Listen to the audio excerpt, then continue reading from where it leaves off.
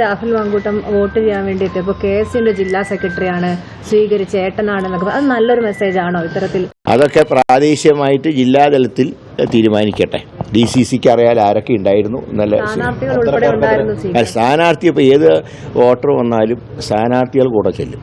അല്ല, KSUവിന്റെ ജില്ലാ സെക്രട്ടറി ആയിരിക്കുന്ന ഒരു വ്യക്തി അത് രാഹുൽ മാങ്കൂട്ടത്തിന് ആനയിച്ചു കൊണ്ടുവരിക ഏട്ടനാണെന്ന് പറയാം, അത് നല്ല മെസ്സേജാണോ? സ്വീകരണം കൊടുക്കുക. അല്ല, പാർട്ടിയിൽ നിന്ന് പുറത്തു പോയ ഒരാളെ കുറിച്ച് നമ്മൾ കൂടുതൽ ചർച്ച ചെയ്യേണ്ട ആവശ്യമില്ല.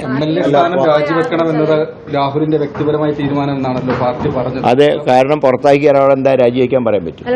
ഞങ്ങൾ പുറത്താക്കി പാർട്ടി സെക്രട്ടറി ചെയ്തതിനെ കുറിച്ചാണ്.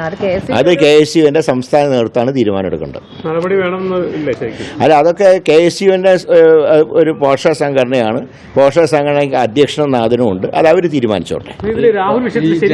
രാഹുൽ വിഷയം ഞങ്ങളുടെ അടഞ്ഞ ചാപ്റ്ററാണ്. ഈ രാഹുലിൽ നിന്നും പറഞ്ഞുകൊണ്ടിരിക്കേണ്ട. സ്വരങ്ങൾ പാർട്ടിക്ക് പുറത്തുള്ള ഒരാളെ കുറിച്ച് എന്താ സ്വരം? എല്ലാവർക്കും ഒരേ സ്വരം തന്നെയാണ്. എല്ലാവരും ഒരേ സ്വരത്തിലാണ് പുറത്താക്കാൻ തീരുമാനിച്ചത്. ഇനി അതിനെക്കുറിച്ചൊരു കൂടുതൽ ചർച്ചയിലേക്ക് പോകണമെന്ന് ചിലർക്ക് ആഗ്രഹം ഉണ്ടാവും. പക്ഷെ ഇന്നലെ മുഖ്യമന്ത്രി ഒരു വാചകം പറഞ്ഞു, അത് അദ്ദേഹത്തിൻ്റെ അന്തസ്സിന് ചേരാത്താണ്. സ്ത്രീ ലംബടന്മാരുടെ പാർട്ടിയാണ് കോൺഗ്രസ് എന്ന് പറഞ്ഞു. അദ്ദേഹത്തിൻ്റെ ഇടത്തെ പോക്കറ്റിൽ 75 വയസ്സ് കഴിഞ്ഞ ഒരു വിദ്വാനുമുണ്ട്. ഞാൻ ആ പേര് ഞാൻ വിളിക്കുന്നില്ല. 75 വയസ്സ് കഴിഞ്ഞ മുൻ MLA ഒരു യുവതിയായിട്ടുള്ള സംവിധായകൻ കയറി പിടിച്ചു. എന്നിട്ടാണ് ഒരു എളുപ്പവും കൂടാതെ മറ്റുള്ളവരെ കയറി ഓരോന്ന് വിളിക്കുന്നത്. അത് മുഖ്യമന്ത്രിയുടെ പിണറായി വിജയൻ്റെ അന്തസ്സിന് ചേർന്നതല്ലാന്ന് എനിക്ക് പറഞ്ഞത്. വേറൊരു MLA ഇതേപോലെയുള്ള ഒരു MLAനെ വലത്തെ ഭാഗത്തും വെച്ചിരിക്കുക. എന്നിട്ടാണ് മറ്റുള്ളവരെ ചീത്ത വിളിക്കുന്നത്. അപ്പോൾ അങ്ങനെയുള്ള ആളുടെ ഉപദേശം ഞങ്ങൾക്ക് ആവശ്യമില്ല.